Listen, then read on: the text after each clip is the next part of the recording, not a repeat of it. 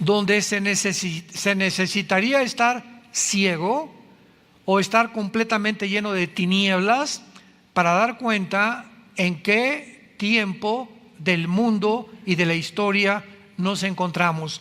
Somos la primer generación de la historia en la que un hombre puede gobernar el mundo entero mediante la tecnología moderna.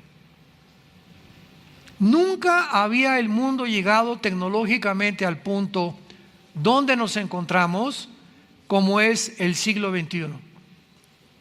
La ciencia en cuanto a la genética, en cuanto a la biología, ahora ya no se habla de eso, ahora se habla de transhumanismo, inteligencia artificial, robotización, etcétera, etcétera. Hemos entrado en un mundo tecnológico donde esta tecnología ha endiosado a los multimillonarios, a una élite muy especial que se encuentra en el mundo detrás de los medios de comunicación, detrás de lo que está pasando, detrás de los planes para la humanidad en el futuro.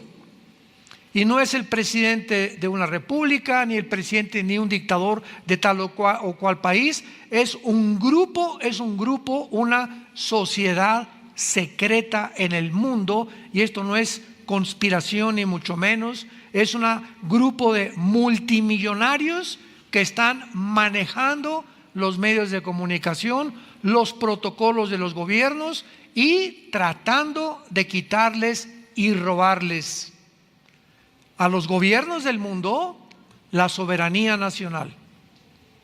Es un mundo muy complicado y desgraciadamente, ya no pensemos en el mundo a nuestro alrededor, los mismos cristianos jamás se habían encontrado tan confundidos de no saber qué es verdad y qué no es verdad. ¿Qué es engaño? ¿Cómo está funcionando el engaño a nuestro alrededor? Y no se están dando cuenta, ¿verdad?, que Satanás se encuentra detrás de todo, absolutamente, lo que el mundo está atravesando. Porque él, 1 Juan 5:19, se encuentra detrás y bajo el control de los seres humanos. Cuando recibimos nosotros a Jesucristo como nuestro Salvador, inmediatamente se hizo la luz. Nacimos con el cerebro y el intelecto completamente en tinieblas.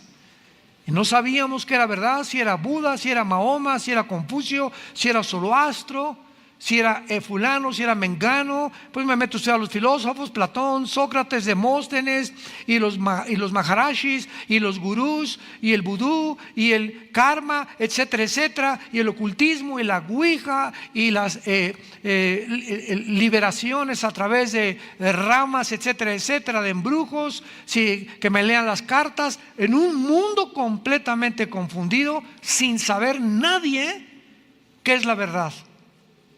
Y si en el camino en que se encuentran es la verdad. Y viene hace 2000 años Dios en la persona de su Hijo y nos deja este libro. Yo siempre les he dicho a los ateos cuando tenemos debates, hay una manera de poder debatir con una persona, sea médico, sea científico, biólogo, sea matemático, sea doctorado en ciencias políticas, no importa el campo académico en el que tú seas un experto, pero siempre en todas las cosas debe regir la lógica más elemental. Si hay un Dios, sí, condicional, si hay un Dios, entonces ese Dios que existe es lógico que si nos ha creado a su imagen y semejanza, tenga interés en que nosotros descubramos que Él existe. De otra manera seríamos animales. ¿Quiénes son los animales a diferencia del ser humano? ¿Verdad? Criaturas en el mar, en los aires, las aves, en la tierra, los mamíferos, etcétera, etcétera, que no tienen conciencia de Dios. Nunca verás un grupo de conejos, alabaré, alabaré. Nunca verás un conjunto de perros ni de caballos, ¿verdad? Tienen conciencia, tienen sentimientos, sufren, son fieles, tienen características preciosas. El perro es de los mejores animales que el hombre pueda tener como su amigo, más que tu compadre.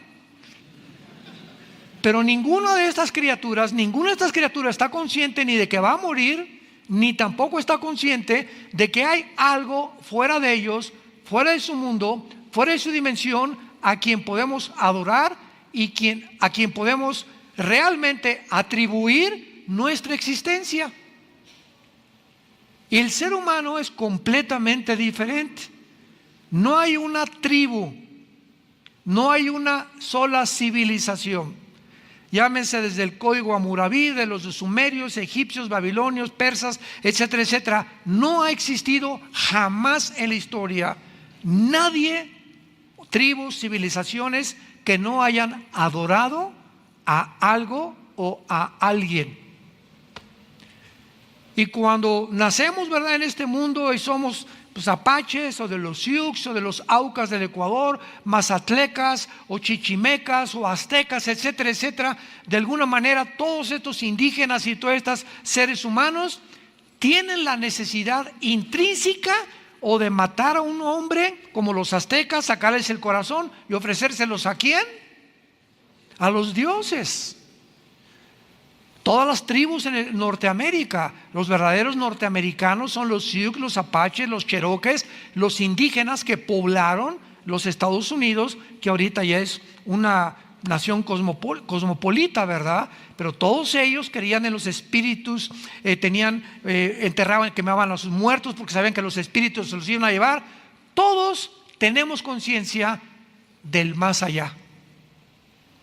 ¿Quiénes son los brujos? ¿Quiénes son los espiritistas? Se juntan de las manos en las casas, vamos a invocar al espíritu de Cuauhtémoc. ¿Cómo saben que hay algo que trasciende nuestra naturaleza y que podemos tener comunicación a través de la ouija, a través de la lectura de las cartas tarot, a través del café, de la bola de cristal, o comunicándonos con algún espíritu de mi abuelita o de Cuauhtémoc, y vamos a juntarnos a invocarlo para que nos pueda contestar ciertas preguntas que tenemos con el más allá? ¿Quién puso ese más allá en el ser humano que no tienen los animales? Salomón escribió en el libro de Eclesiastés capítulo 3 versículo 11: Dios puso la eternidad en el corazón humano. Y esta eternidad que todos tenemos dentro de nosotros, cuando vino Jesucristo hace 2000 años, esta eternidad, este deseo de tener contacto con alguien o con algo, y si no sé quién es Dios, pues los seres humanos van a la selva, a un campo, agarran el tronco de un árbol y lo cortan, y de esa madera hacen una figura de un ser humano, y ya después que la hicieron, nos hincamos delante de lo que nosotros hemos creado, o con cemento, con piedras, levantamos un ídolo, Moloch, o Toreto, Semiramis o como se llame, y comenzamos a adorar la obra de nuestras manos por la ignorancia que tenemos del Dios único, vivo y verdadero, que sí existe y se ha revelado en las Sagradas Escrituras. Este libro es el primer libro en haber sido impreso en la imprenta de Gutenberg. El primer libro en haber sido impreso. El libro más leído, más vendido, todavía hasta el siglo XXI, de todos los volúmenes y de cualquier escritor que tú me puedas mencionar a través de la historia. No hay un libro más vendido y más leído que las Sagradas Escrituras. Es el libro que contiene los registros, señores científicos, ateos, escépticos y agnósticos que nos escuchan. Es el libro que contiene los registros más antiguos de la genética, biología, química, matemáticas, física, antropología, paleontología y cualquier otra rama académica, historia, geografía que me puedas mencionar. Y todo a través de la historia, lo que el hombre ha descubierto a través de todas estas, la historia, la geografía, la Biblia lo decía antes. Es más moderna que el periódico de mañana en la mañana. pero al mismo tiempo es el libro más atacado, más controversido y más despreciado y vulgarizado de todos los volúmenes o libros religiosos que me puedas mencionar. Si alguien va a atacar como Madonna, como AC, como los Rolling Stones, como Michael Jackson y como cantidad de artistas famosos, grupos satanistas, etcétera, etcétera, nunca atacan el Corán. Nunca hay artistas que agarren un pollo y lo rompan y lo escupan sobre la Biblia, como Swanson. Nunca hay nadie que diga, pues esto y el otro. Siempre el ataque es, nunca verás que en el libro del Corán, o en el Tripitaka de Buda, o en los Vedas de los persas, o en cualquier otro libro sagrado, esté el 666. Pero el 666 aparece en todos los grupos satánicos. ¿Tú crees que es coincidencia? ¿Tú crees que es coincidencia que estas cosas que están en la Biblia, como la marca del anticristo, haya sido comenzada a ser puesta en práctica desde que comenzó la pandemia? Que ya no podías entrar a una tienda, no podías subirte a un avión, no podías comprar si no tenías ciertos requisitos médicos, que así le llamaron, y que de repente nos dimos cuenta que comenzamos a ser controlados por todos lados. ¿En qué mundo nos encontramos? Todo esto cobra realidad cuando venimos a las Sagradas Escrituras. Comenzaron también los grandes filósofos utópicos del siglo XXI. Ya el comunismo cayó en 1991 y ahora sí es una época, una nueva era le llamaron, de progreso. Tenemos la tecnología, estamos en el espacio, el internet, el iPhone, la cibernética. Ahora va a ser muy difícil que haya una guerra entre nación y nación, porque el ser humano ha llegado a una ecuanimidad y ha llegado a un criterio tan amplio que sería una locura que una persona le mandara una bomba nuclear a otra nación, sabiendo que la otra nación le puede contestar, y solamente dos locos podrían enfrentarse a una guerra nuclear porque ellos mismos se destruirían. No, el hombre no está tan loco como eso. Es imposible que lleguemos a esta posibilidad. Además, ahora que el comunismo desapareció, pues ahora va a haber más capitalismo, va a haber mercado libre, el mundo va a tener un auge económico y hemos llegado a una nueva era completamente diferente. Llegamos al siglo XXI, se levanta un hombre en Rusia llamado Vladimir Putin, comienza a invadir.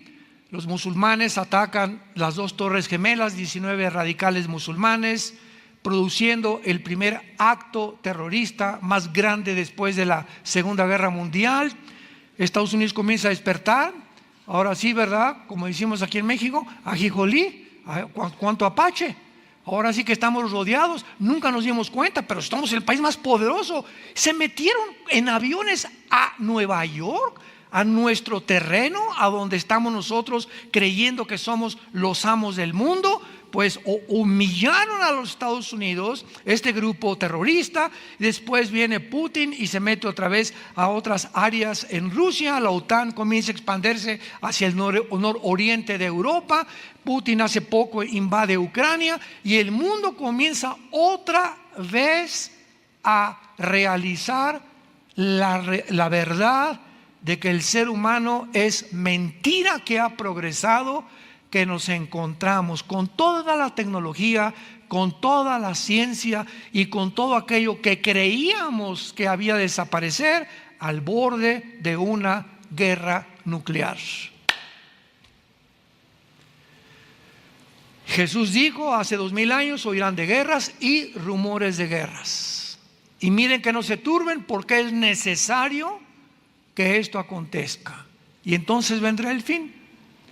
Y esta serie que estoy compartiendo con ustedes tiene ese propósito: analizar eventos tanto científicos, cibernéticos, históricos, teológicos, bíblicos, para poder juntar todo este rompecabezas y poder realmente decir en qué nos podemos basar, tanto con lo que está pasando en el mundo a la luz de la Biblia, para poder decir realmente somos la primera generación La primera generación que podemos destruirnos en 5 minutos con el potencial nuclear que existe.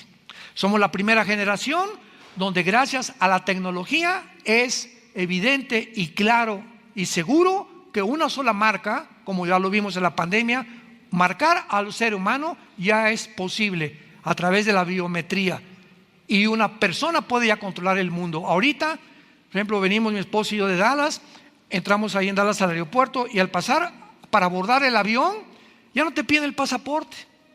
Una cámara, te paras frente a la cámara y aparece tu foto, pásele. Le digo, ¿cuándo me retrataron? Esa foto, le dije a mi esposo, nunca me la han tomado.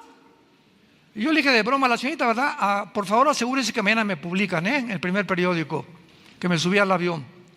Impresionante, ya nomás con tu puro rostro. Y al llegar allá a Estados Unidos, de aquí de México allá a Estados Unidos, hay un lugar que se llama Global Entry, entrada global, que se les da esta entrada global. Tú vas con tu pasaporte, desde luego tienes que ser ciudadano americano, y vas a una oficina de inmigración norteamericana y les dices, bueno, soy americano, quiero el Global Entry porque viajo muy seguido. ¿Qué significa esto? Que te hacen 3 o 4 preguntas, ven tu registro, que hace 10 años no has tenido accidentes automovilísticos, que no te has marihuanado, que no has tenido ningún tóxico, que no has sido borracho, que no te han detenido, etcétera, etcétera, y te consideran un ciudadano de confianza, así se llama.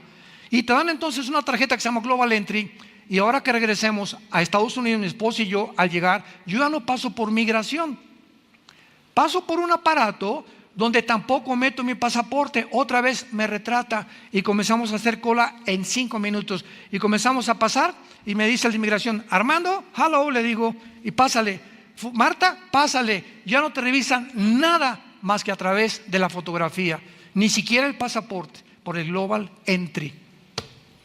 Este es el mundo que estamos viviendo. En China hay cámaras, pero como no se imaginan, en Shanghái y en todas las ciudades, que están retratando millones de caras al mismo tiempo, y tiene las pantallas el gobierno de China donde puede detectar a un delincuente que buscan a tal persona en segundos a través de los métodos computacionales, a través de la cibernética y a través de la biometría. Ese es el mundo que estamos viviendo. Es un mundo que ya puede gobernar un solo hombre, donde pueden ya las naciones entregar su soberanía nacional, y este hombre, que se va a llamar el anticristo, va a gobernar al mundo a través de los chips, ya sea un tatuaje en la mano, un chip que nos meta, que les metan. Yo no voy a estar aquí, yo no sé si tú, o aquí en el entrecejo, y la gente que no tenga ese pasaporte, ese chip, ese tatuaje, no va a poder comprar ni un carro, ni entrar a una tienda, ni entrar a la comercial mexicana, ni una farmacia, ni vender. No puedes hacer nada si no te identificas con ese chip, que ya está en acción y que ya está funcionando en muchos lugares. En Mateo 24, los que tengan su Biblia, Jesús se enfrenta a unas preguntas que también ya contestamos, y las repaso rápidamente, que le hicieron los discípulos. 3 preguntas de carácter escatológico. Escatos en el griego, más allá de, logos, conocimiento. La escatología es la rama de la teología, a los que les interesa apuntarlos, que trata con las cosas futuras. Un escatólogo es un estudiante de la Biblia que se dedica a escudriñar principalmente el área de las profecías bíblicas de los últimos tiempos. Y dentro de la escatología le hacen 3 preguntas a Cristo muy interesantes, que Él contesta y otra no la contesta. Y dice el versículo 3, estando sentado Él, o sea Jesús, en el monte de los olivos, los discípulos se le acercaron aparte diciendo, pongamos atención a estas 3 preguntas que le hicieron. Dinos, número 1, ¿cuándo serán estas cosas? La primera pregunta está relacionada con el versículo anterior, que el templo, que era una atracción tremenda en aquellos tiempos que hizo Salomón, lo admiraban, este edificio, ¿quién puede derrubar este edificio? Cuando vio Cristo a los discípulos que estaban asombrados más por el edificio que por su persona, les dijo: ven este edificio, les puedo decir que no va a quedar piedra sobre piedra. Esta primera pregunta que le hicieron a Cristo, ¿cuándo sucederán estas cosas?, está relacionada de cuándo pasará que el templo sea destruido.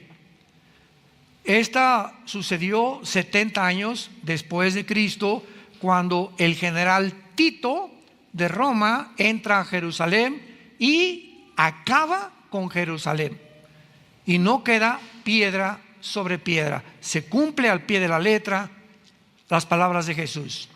Pero quedan dos preguntas más. La segunda pregunta es: ¿qué señal habrá de tu venida? O sea, podemos darnos cuenta cuando tú regreses de alguna manera, porque nos has dicho te vas y vas a regresar. ¿Hay alguna señal para que cuando regreses sepamos nosotros que tú vas a regresar? Cristo le da esta respuesta en el versículo 29 y 30 del mismo capítulo 24 de Mateo. E inmediatamente después de la tribulación de aquellos días, el sol se oscurecerá, la luna no dará su resplandor, y las estrellas caerán del cielo, y las potencias de los cielos serán conmovidas. Entonces aparecerá la señal del Hijo del Hombre en el cielo, y entonces lamentarán todas las tribus de la tierra, y verán al Hijo del Hombre viniendo sobre las nubes del cielo con gran poder y gloria. Esta segunda pregunta, ¿cuándo será la señal?, se cumplirá al final de la tribulación. Pero antes hay otra pregunta que es la que nos atañe y la que hemos estado investigando y tratando de contestar, y gracias a Dios que ya la podemos contestar, repito, por el análisis que podemos hacer de las señales, de la historia, de los eventos a nuestro alrededor y principalmente de las Sagradas Escrituras. Dice así la última pregunta: ¿y qué señal habrá del fin de la historia? Se puso en el griego siglo, el fin de la historia, o el fin de la historia humana, o el fin del siglo, como le querramos llamar. Cristo no contesta esto: ¿qué señal habrá del fin del siglo? O sea que ya la historia se terminará. Sin embargo, cuando leemos en el versículo 5 que Jesús comienza a decirles, solamente les voy a dar algunos datos importantes: vendrán muchos en mi nombre diciendo yo soy el Cristo, y a muchos se engañarán.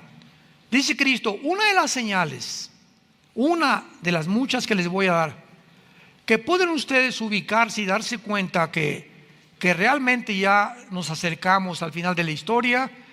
Se van a levantar cantidad de hombres diciendo que son el Mesías. La palabra Cristo, Yeshua en el hebreo, es el Mesías. Vendrán muchos diciendo yo soy el Mesías, o sea, el ungido de Dios, el Salvador del mundo. Y este mensaje lo traen la mayoría de los gobernantes en el mundo actualmente. Muchos gobernantes surgen inmediatamente y todos hacen, sabemos, promesas que ninguno cumple. Pero todos nos prometen qué cosa: que nos van a salvar, que la economía va a mejorar, que va a mejorar tu nivel de vida, bla, bla, bla, bla. Y la gente, ¿verdad?, engañada por la política, votamos por estos gobernantes que en el mundo entero, a través de toda la historia, conquistadores, dictadores, etcétera, etcétera, han engañado a la humanidad. Pero Cristo no se refiere políticamente, se refiere espiritualmente. ¿No han visto ustedes en las redes sociales, hace de 6 meses para acá, ya no vamos tan lejos, cuántos Mesías Israel está diciendo que ya llegaron? Métanse los Mesías de Israel en Google, lo puedes encontrar.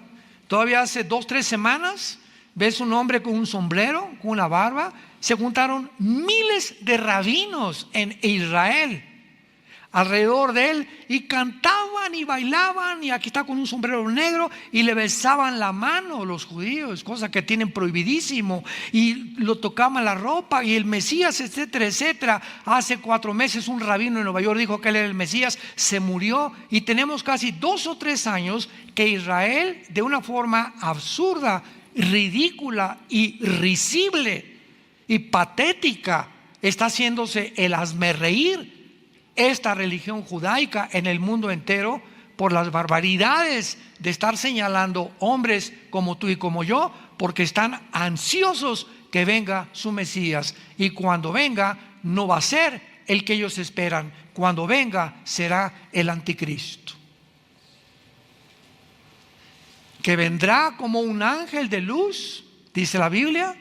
Se presentará con tratados de paz en el mundo, resolverá problemas en el mundo, tal vez del gas, del dinero, del euro, del dólar, de los yuanes, el problema de China, etcétera, etcétera. Y el mundo se maravillará ante este hombre, y este hombre hará un pacto con los judíos de paz, prometiéndoles. Eso se encuentra en Daniel 9, 23 al 27, versículo 27 especialmente, prometiéndoles a los judíos que nadie se va a meter con ellos durante 7 años.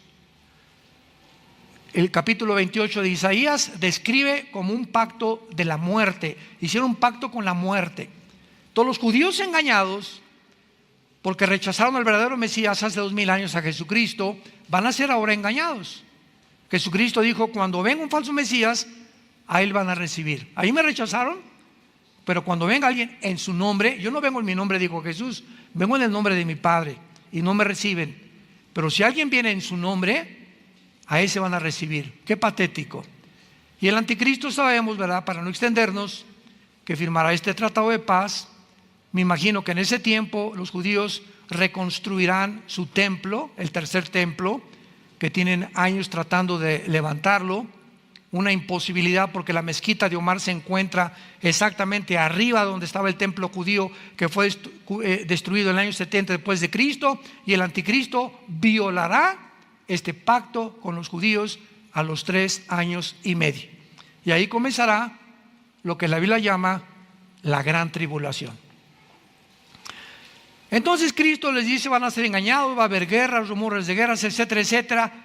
Pero en el versículo 32, dichosos los que trajeron Biblia. En Mateo 24, 32, que es el centro, el núcleo, el bastión de toda nuestra exposición, este pasaje es el que estamos tratando de demostrar que es el más fuerte que existe para darnos una seguridad de que somos nosotros, la última generación. No sabemos el día y la hora, pero sabemos que será en nuestra generación cuando estas cosas ya han comenzado a suceder, y millones de cristianos no se han dado cuenta, ni han descubierto, ni siquiera si viven cerca del Nevado de Toluca. Es increíble la ignorancia que hay. En las iglesias tampoco se predica esto ya. Ya no se predica estas cosas. Ni en qué tiempo nos encontramos, ni qué señales. Ya no hay esta información. Es impresionante las tinieblas que han comenzado a caer en el mundo, están entrando a las iglesias. Dice Jesús, versículo 32, esta es la señal más importante de Jesús. De la higuera aprendan la parábola. Cuando ya su rama está tierna y brotan las hojas, sabéis que el verano está cerca. Así también vosotros, cuando veáis todas estas cosas que está cerca, a las puertas, de cierto les digo, no pasará esta generación hasta que todo esto acontezca. no pasará esta generación. Cristo menciona una higuera, y ese es el inicio de nuestra búsqueda y de nuestra investigación. ¿Qué quería decir Jesús con la higuera, o qué representa en la Biblia la higuera? Porque una vez que identifiquemos qué es la higuera, podemos partir de ese punto hacia lo demás. Tenemos que saber qué significa la higuera o qué representa la higuera. Bueno, rápidamente, a los que lo quieran apuntar. En la Biblia hay tres árboles relacionados con la nación de Israel. La higuera es el último del año en florecer. Y la higuera representa la resurrección nacional de Israel. ¿Cómo sabemos que este árbol representa la resurrección nacional de Israel? Veamos en Lucas capítulo 13. Después de Mateo está Marcos y después Lucas. Lucas capítulo 13, versículo del 6 al 9, dijo también esta parábola. Tenía un hombre, ¿una qué? Una higuera plantada en su viña, y vino a buscar fruto en ella y no la halló. Y dijo al viñador: he aquí, hace 3 años que vengo a buscar fruto en esta higuera y no lo hallo. Córtala. ¿Para qué inutiliza también la tierra? Él entonces respondiendo le dijo: Señor, déjala todavía este año, hasta que yo cabe de ella y la abone. Y si diere fruto, bien, y si no, la cortará después. Pregunta: ¿a quién creen ustedes que se refería Cristo con la higuera? Pues a Israel. Tenía un hombre una higuera plantada en su viña. Israel es la higuera de Dios. Vino a buscar fruto en ella. ¿Quién vino a buscar? Jesús. Vino primero a las ovejas de Israel. Él venía primero a los israelitas descendientes de Abraham, y no halló fruto en ella. Lo crucificaron. Y le dijo al viñador: hace 3 años que vengo a buscar fruto en la higuera. 3 años duró el ministerio de Jesús y no lo hallo. La higuera representa y siempre está relacionada con la vida de la resurrección de Israel. Y entonces, ¿qué le dijo, verdad? Que ya la higuera no va a dar fruto, está completamente podrida. Ahora comparamos esto con Mateo 21. Otro caso, porque repito, primero tenemos siempre en la Biblia que buscar el significado para no inventar. Pues yo creo que piensa esto, o yo creo que significa esto. No, espérame tantito. La Biblia no es de interpretación privada. La Biblia se interpreta a sí mismo. Dice la Biblia en Lucas capítulo 21, versículo 18. Mateo 21, versículo 18. Por la mañana, esto fue el día anterior que lo crucificaran. Mateo 21, versículo 18. Volviendo a la ciudad tuvo hambre, y viendo una higuera cerca del camino, vino a ella y no halló nada sino hojas solamente, y le dijo: nunca jamás nazca de ti fruto. Y luego se secó la higuera. Viendo esto, los discípulos decían maravillados: ¿cómo es que se secó enseguida la higuera? ¿Qué representaba esa higuera el día antes que lo crucificaran? ¿A quién fue a quien maldijo Jesucristo? A Israel. He venido a lo mismo. Venido a buscar fruto, ¿verdad? Una higuera seca, representando cómo es posible que no estés dando fruto. Y maldice Cristo la higuera, y vemos que Israel muere, se seca Israel como nación después de la crucifixión, y hasta 1948. 14 de mayo de 1948. Ante los ojos expectantes historiadores, antropólogos del mundo, geólogos, etcétera, etcétera, vemos ante el mundo la resurrección de una nación después de casi 2000 años de haber sido exiliada, dispersada en todas las naciones del mundo, sin ninguna posibilidad de que este grupo de judíos dispersados en todas las naciones del mundo pudieran mantener durante casi 2000 años la esperanza de regresar a Israel.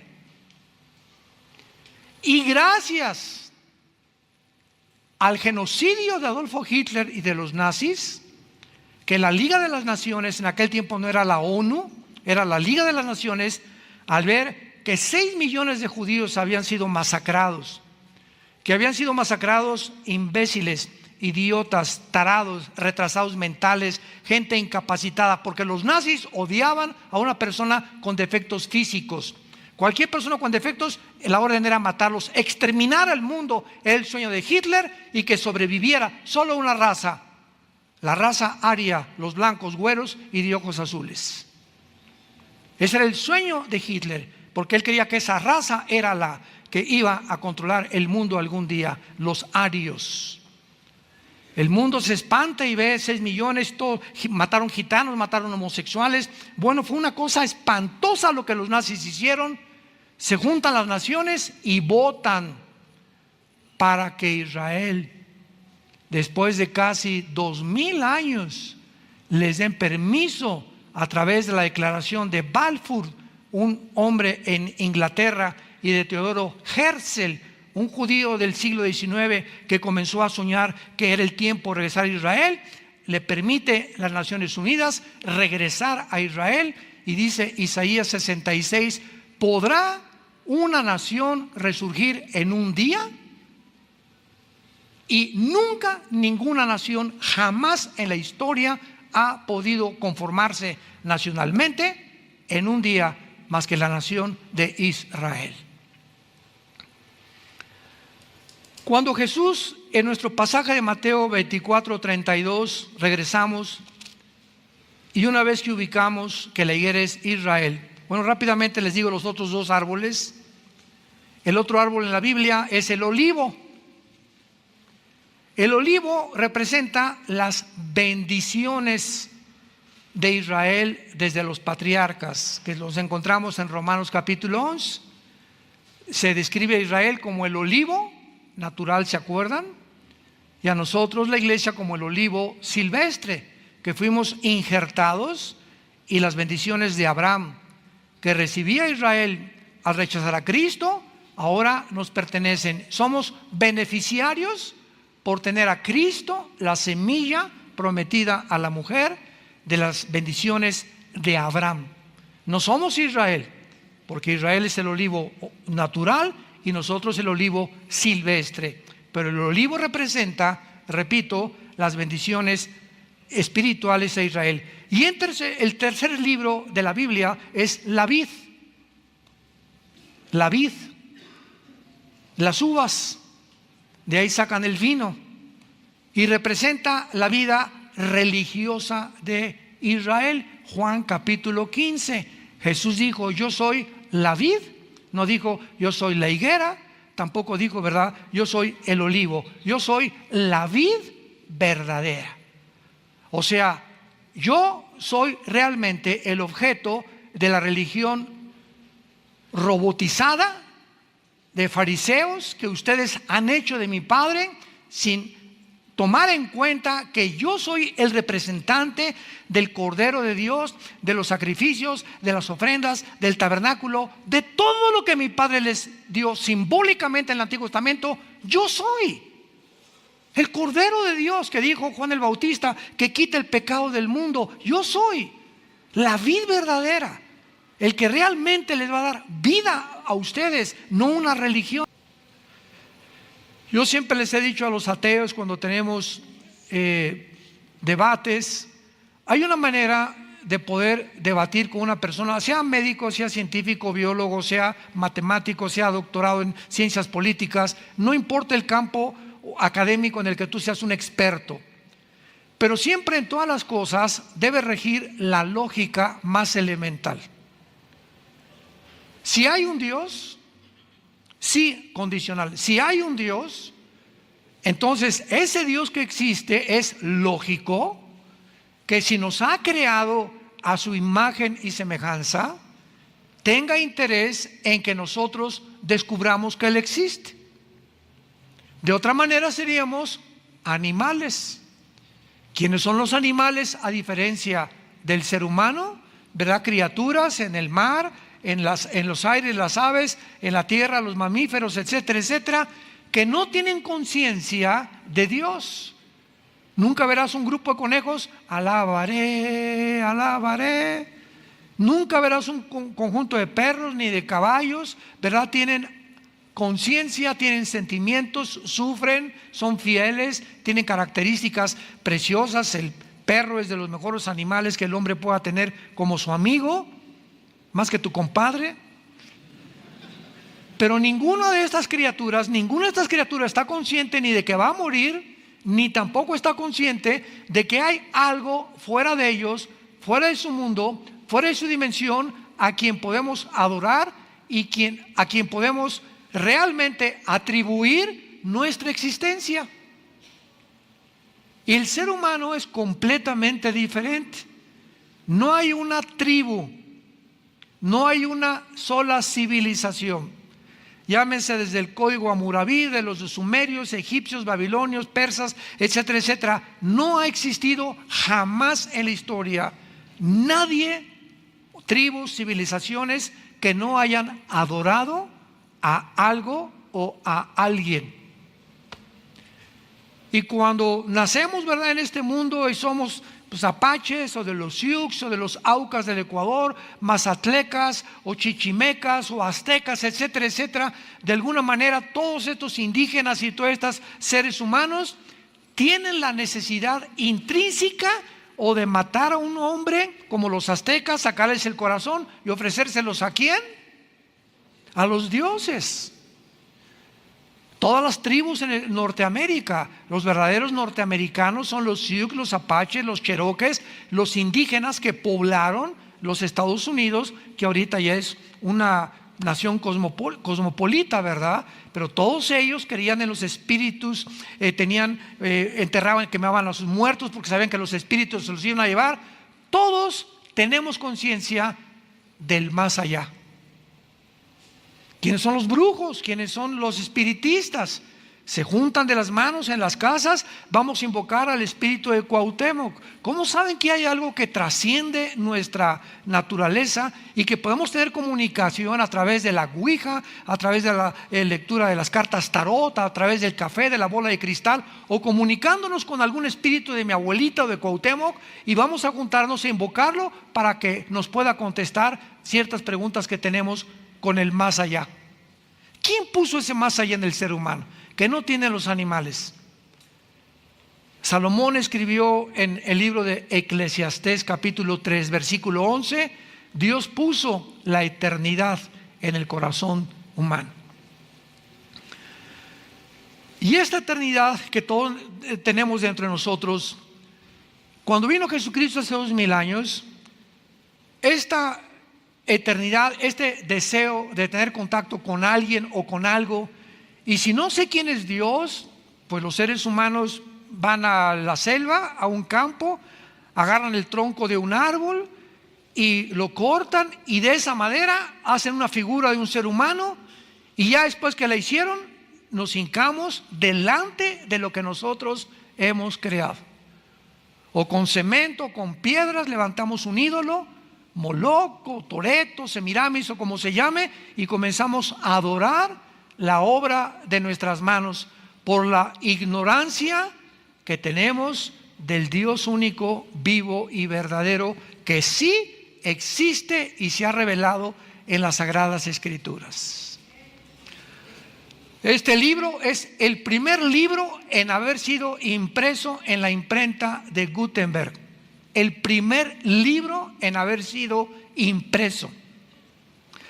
El libro más leído, más vendido, todavía hasta el siglo XXI, de todos los volúmenes y de cualquier escritor que tú me puedas mencionar a través de la historia.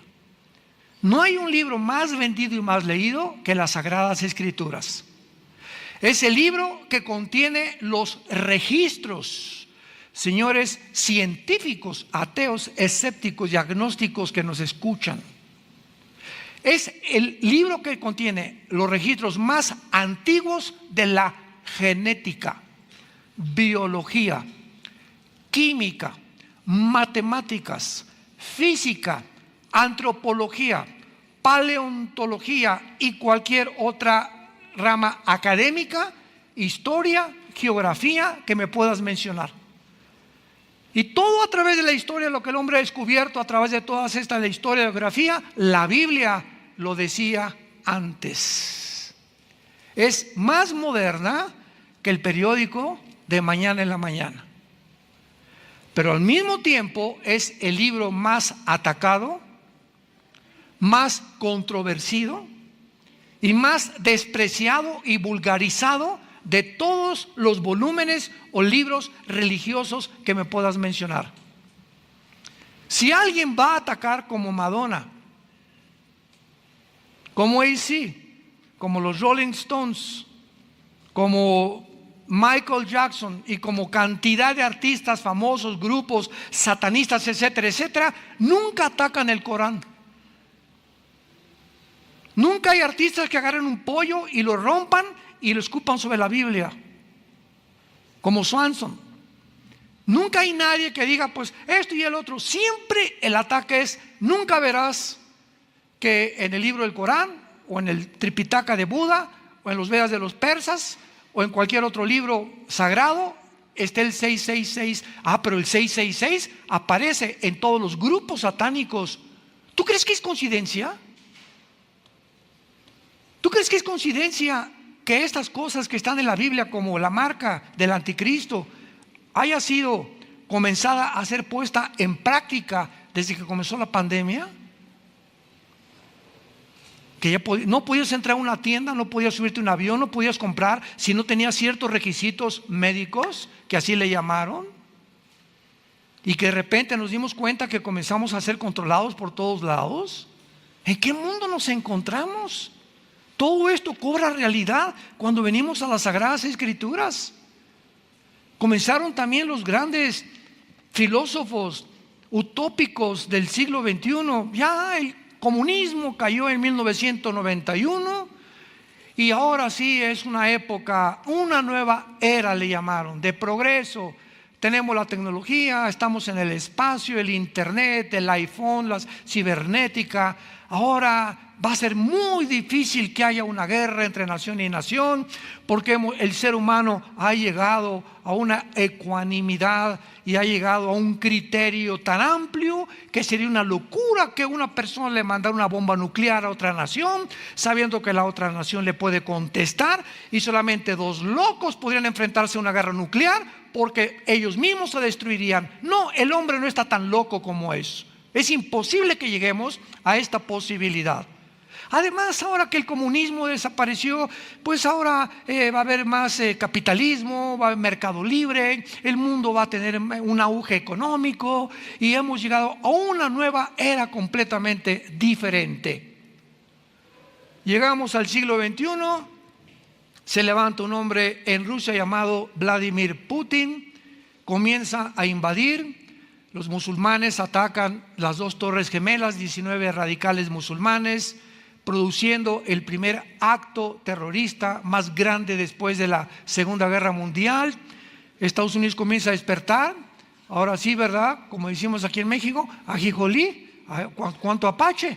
Ahora sí que estamos rodeados. Nunca nos dimos cuenta, pero estamos en el país más poderoso. Se metieron en aviones a Nueva York, a nuestro terreno, a donde estamos nosotros creyendo que somos los amos del mundo, pues humillaron a los Estados Unidos, este grupo terrorista. Después viene Putin y se mete otra vez a otras áreas en Rusia. La OTAN comienza a expandirse hacia el nororiente de Europa.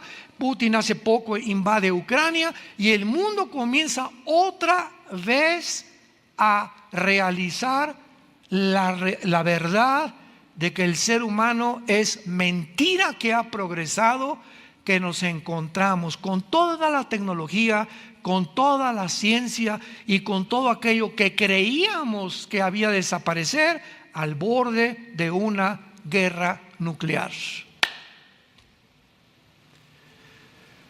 Jesús dijo hace 2000 años: oirán de guerras y rumores de guerras. Y miren que no se turben, porque es necesario que esto acontezca. Y entonces vendrá el fin. Y esta serie que estoy compartiendo con ustedes tiene ese propósito: analizar eventos tanto científicos, cibernéticos, históricos, teológicos, bíblicos, para poder juntar todo este rompecabezas y poder realmente decir en qué nos podemos basar, tanto con lo que está pasando en el mundo a la luz de la Biblia, para poder decir realmente somos la primera generación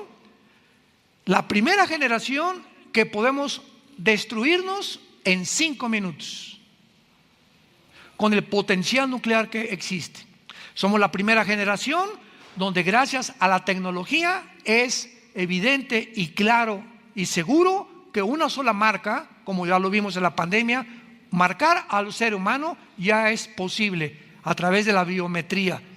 Y una persona puede ya controlar el mundo. Ahorita, por ejemplo, venimos mi esposo y yo de Dallas, entramos ahí en Dallas al aeropuerto y al pasar para abordar el avión, ya no te piden el pasaporte. Una cámara, te paras frente a la cámara y aparece tu foto, pásele. Le digo: ¿cuándo me retrataron? Esa foto, le dije a mi esposo, nunca me la han tomado.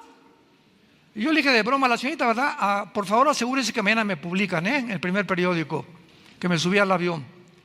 Impresionante, ya nomás con tu puro rostro. Y al llegar allá a Estados Unidos, de aquí de México allá a Estados Unidos, hay un lugar que se llama Global Entry, entrada global, que se les da esta entrada global. Tú vas con tu pasaporte, desde luego tienes que ser ciudadano americano, y vas a una oficina de inmigración norteamericana y les dices: bueno, soy americano, quiero el Global Entry porque viajo muy seguido. ¿Qué significa esto? Que te hacen 3 o 4 preguntas, ven tu registro, que hace 10 años no has tenido accidentes automovilísticos, que no te has marihuanado, que no has tenido ningún tóxico, que no has sido borracho, que no te han detenido, etcétera, etcétera.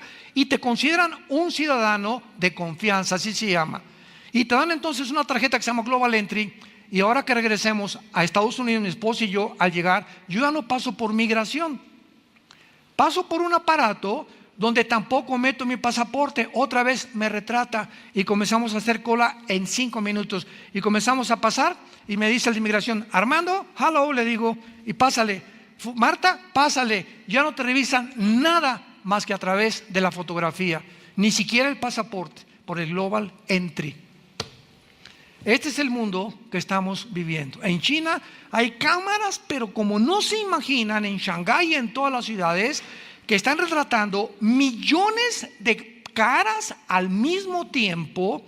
Y tiene las pantallas el gobierno de China, donde puede detectar a un delincuente que buscan a tal persona en segundos a través de los métodos computacionales, a través de la cibernética y a través de la biometría. Ese es el mundo que estamos viviendo. Es un mundo que ya puede gobernar un solo hombre, donde pueden ya las naciones entregar su soberanía nacional, y este hombre, que se va a llamar el anticristo, va a gobernar al mundo a través de los chips, ya sea un tatuaje en la mano, un chip que nos meta, que les metan. Yo no voy a estar aquí, yo no sé si tú, o aquí en el entrecejo, y la gente que no tenga ese pasaporte, ese chip, ese tatuaje, no va a poder comprar ni un carro, ni entrar a una tienda, ni entrar a la comercial mexicana, ni una farmacia, ni vender. No puedes hacer nada si no te identificas con ese chip, que ya está en acción y que ya está funcionando en muchos lugares. En Mateo 24, los que tengan su Biblia, Jesús se enfrenta a unas preguntas que también ya contestamos y las repaso rápidamente, que le hicieron los discípulos. 3 preguntas de carácter escatológico. Escatos en el griego, más allá de, logos, conocimiento. La escatología es la rama de la teología, a los que les interesa apuntarlos, que trata con las cosas futuras. Un escatólogo es un estudiante de la Biblia que se dedica a escudriñar principalmente el área de las profecías bíblicas de los últimos tiempos. Y dentro de la escatología le hacen 3 preguntas a Cristo muy interesantes que Él contesta y otra no la contesta. Y dice el versículo 3, estando sentado Él, o sea Jesús, en el monte de los olivos, los discípulos se le acercaron aparte diciendo, pongamos atención a estas 3 preguntas que le hicieron. Dinos, número 1, ¿cuándo serán estas cosas? La primera pregunta está relacionada con el versículo anterior, que el templo, que era una atracción tremenda en aquellos tiempos que hizo Salomón, lo admiraban, este edificio, ¿quién puede derrumbar este edificio? Cuando vio Cristo a los discípulos que estaban asombrados más por el edificio que por su persona, les dijo, ven este edificio, les puedo decir que no va a quedar piedra sobre piedra. Esta primera pregunta que le hicieron a Cristo, ¿cuándo sucederán estas cosas?, está relacionada de cuándo pasará que el templo sea destruido. Esta sucedió 70 años después de Cristo, cuando el general Tito de Roma entra a Jerusalén y acaba con Jerusalén. Y no queda piedra sobre piedra. Se cumple al pie de la letra las palabras de Jesús. Pero quedan 2 preguntas más. La segunda pregunta es, ¿qué señal habrá de tu venida? O sea, podemos darnos cuenta cuando tú regreses de alguna manera, porque nos has dicho, te vas y vas a regresar. ¿Hay alguna señal para que cuando regreses sepamos nosotros que tú vas a regresar? Cristo le da esta respuesta en el versículo 29 y 30 del mismo capítulo 24 de Mateo. E inmediatamente después de la tribulación, de aquellos días el sol se oscurecerá, la luna no dará su resplandor y las estrellas caerán del cielo y las potencias de los cielos serán conmovidas. Entonces aparecerá la señal del Hijo del Hombre en el cielo. Y entonces lamentarán todas las tribus de la tierra y verán al Hijo del Hombre viniendo sobre las nubes del cielo con gran poder y gloria.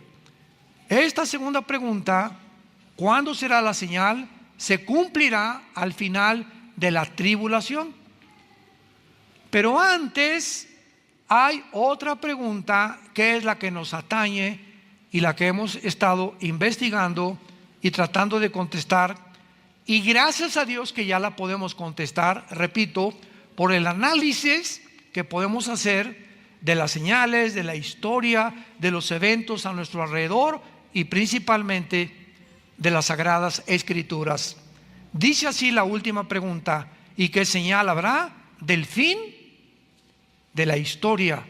Se puso en el griego siglo, el fin de la historia o el fin de la historia humana o el fin del siglo, como le querramos llamar. Cristo no contesta esto. ¿Qué señal habrá del fin del siglo? O sea que ya la historia se terminará. Sin embargo, cuando leemos en el versículo 5 que Jesús comienza a decirles, solamente les voy a dar algunos datos importantes. Vendrán muchos en mi nombre diciendo yo soy el Cristo, y a muchos se engañarán. Dice Cristo, una de las señales, una de las muchas que les voy a dar, que pueden ustedes ubicarse y darse cuenta que realmente ya nos acercamos al final de la historia, Se van a levantar cantidad de hombres diciendo que son el Mesías. La palabra Cristo, Yeshua en el hebreo es el Mesías. Vendrán muchos diciendo yo soy el Mesías, o sea, el ungido de Dios, el Salvador del mundo. Y este mensaje lo traen la mayoría de los gobernantes en el mundo actualmente. Muchos gobernantes surgen inmediatamente y todos hacen, sabemos, promesas que ninguno cumple. Pero todos nos prometen qué cosa, que nos van a salvar, que la economía va a mejorar, que va a mejorar tu nivel de vida, bla, bla, bla, bla. Y la gente, ¿verdad?, engañada por la política, votamos por estos gobernantes que en el mundo entero, a través de toda la historia, conquistadores, dictadores, etcétera, etcétera, han engañado a la humanidad. Pero Cristo no se refiere políticamente, se refiere espiritualmente. ¿No han visto ustedes en las redes sociales, hace de 6 meses para acá, ya no vamos tan lejos, cuántos Mesías Israel está diciendo que ya llegaron? Métanse los Mesías de Israel en Google, lo puedes encontrar. Todavía hace 2, 3 semanas ves un hombre con un sombrero, con una barba. Se juntaron miles de rabinos en Israel alrededor de él y cantaban y bailaban, y aquí está con un sombrero negro, y le besaban la mano los judíos, cosa que tienen prohibidísimo, y lo tocaban la ropa, y el Mesías, etcétera, etcétera. Hace 4 meses un rabino en Nueva York dijo que él era el Mesías, se murió, y tenemos casi 2 o 3 años que Israel, de una forma absurda, ridícula y risible y patética, está haciéndose el hazmerreír esta religión judaica en el mundo entero por las barbaridades de estar señalando hombres como tú y como yo, porque están ansiosos que venga su Mesías, y cuando venga no va a ser el que ellos esperan. Cuando venga será el anticristo, que vendrá como un ángel de luz, dice la Biblia. Se presentará con tratados de paz en el mundo, resolverá problemas en el mundo, tal vez del gas, del dinero, del euro, del dólar, de los yuanes, el problema de China, etcétera, etcétera. Y el mundo se maravillará ante este hombre, y este hombre hará un pacto con los judíos de paz, prometiéndoles. Eso se encuentra en Daniel 9, 23 al 27, versículo 27 especialmente, prometiéndoles a los judíos que nadie se va a meter con ellos durante 7 años. El capítulo 28 de Isaías describe como un pacto de la muerte. Hicieron un pacto con la muerte. Todos los judíos engañados, porque rechazaron al verdadero Mesías hace 2000 años, a Jesucristo, van a ser ahora engañados. Jesucristo dijo: cuando venga un falso Mesías, a él van a recibir. Ahí me rechazaron, pero cuando venga alguien en su nombre, yo no vengo en mi nombre, dijo Jesús, vengo en el nombre de mi Padre, y no me reciben. Pero si alguien viene en su nombre, a ese van a recibir. Qué patético.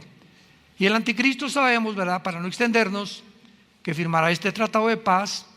Me imagino que en ese tiempo los judíos reconstruirán su templo, el tercer templo, que tienen años tratando de levantarlo. Una imposibilidad, porque la mezquita de Omar se encuentra exactamente arriba donde estaba el templo judío, que fue destruido en el año 70 después de Cristo, y el anticristo violará este pacto con los judíos a los 3 años y medio, y ahí comenzará lo que la Biblia llama la gran tribulación. Entonces Cristo les dice: van a ser engañados, va a haber guerras, rumores de guerras, etcétera, etcétera. Pero en el versículo 32, dichosos los que trajeron Biblia. En Mateo 24, 32, que es el centro, el núcleo, el bastión de toda nuestra exposición, este pasaje es el que estamos tratando de demostrar que es el más fuerte que existe para darnos una seguridad de que somos nosotros, la última generación. No sabemos el día y la hora, pero sabemos que será en nuestra generación cuando estas cosas ya han comenzado a suceder y millones de cristianos no se han dado cuenta ni han descubierto ni siquiera si viven cerca del Nevado de Toluca. Es increíble la ignorancia que hay. En las iglesias tampoco se predica esto ya. Ya no se predica estas cosas. Ni en qué tiempo nos encontramos, ni qué señales. Ya no hay esta información. Es impresionante las tinieblas que han comenzado a caer en el mundo, están entrando a las iglesias. Dice Jesús, versículo 32, esta es la señal más importante de Jesús. De la higuera aprendan la parábola. Cuando ya su rama está tierna y brotan las hojas, sabéis que el verano está cerca. Así también vosotros, cuando veáis todas estas cosas que está cerca a las puertas, de cierto les digo, no pasará esta generación hasta que todo esto acontezca. No pasará esta generación. Cristo menciona una higuera y ese es el inicio de nuestra búsqueda y de nuestra investigación. ¿Qué quería decir Jesús con la higuera o qué representa en la Biblia la higuera? Porque una vez que identifiquemos qué es la higuera, podemos partir de ese punto hacia lo demás. Tenemos que saber qué significa la higuera o qué representa la higuera. Bueno, rápidamente, a los que lo quieran apuntar. En la Biblia hay tres árboles relacionados con la nación de Israel. La higuera es el último del año en florecer. Y la higuera representa la resurrección nacional de Israel. ¿Cómo sabemos que este árbol representa la resurrección nacional de Israel? Veamos en Lucas capítulo 13. Después de Mateo está Marcos y después Lucas.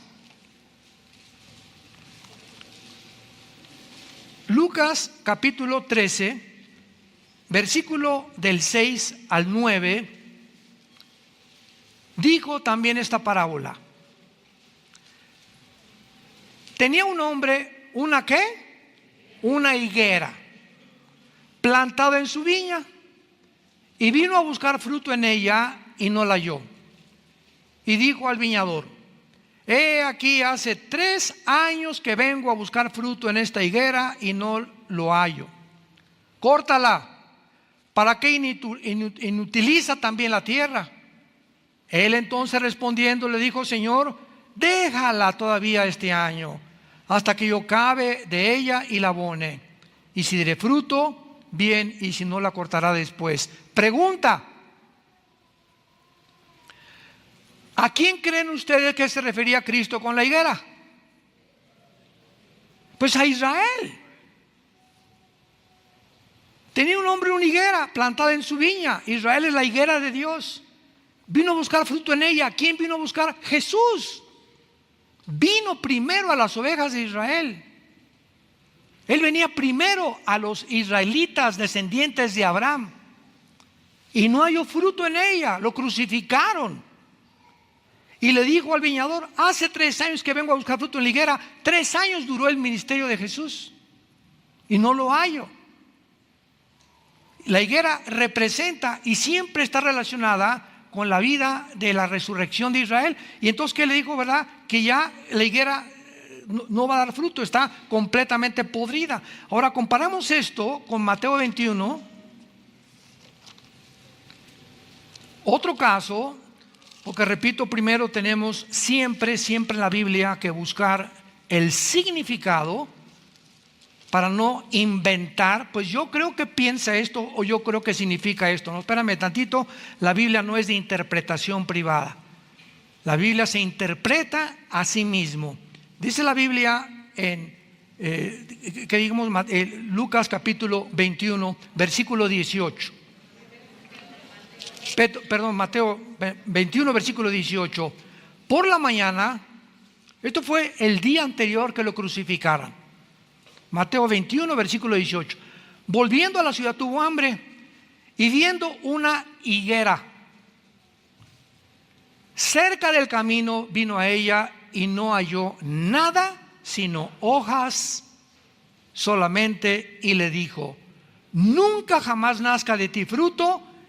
Y luego se secó la higuera. Viendo esto, los discípulos decían maravillados: ¿cómo es que se secó enseguida la higuera? ¿Qué representaba esa higuera el día antes que lo crucificaran? ¿A quién fue a quien maldijo Jesucristo? A Israel. He venido a lo mismo, venido a buscar fruto, ¿verdad? Una higuera seca, representando cómo es posible que no estés dando fruto. Y maldice Cristo la higuera, y vemos que Israel muere, se seca Israel como nación después de la crucifixión, y hasta 1948, 14 de mayo de 1948, ante los ojos expectantes historiadores, antropólogos del mundo, geólogos, etcétera, etcétera, vemos ante el mundo la resurrección de una nación después de casi 2000.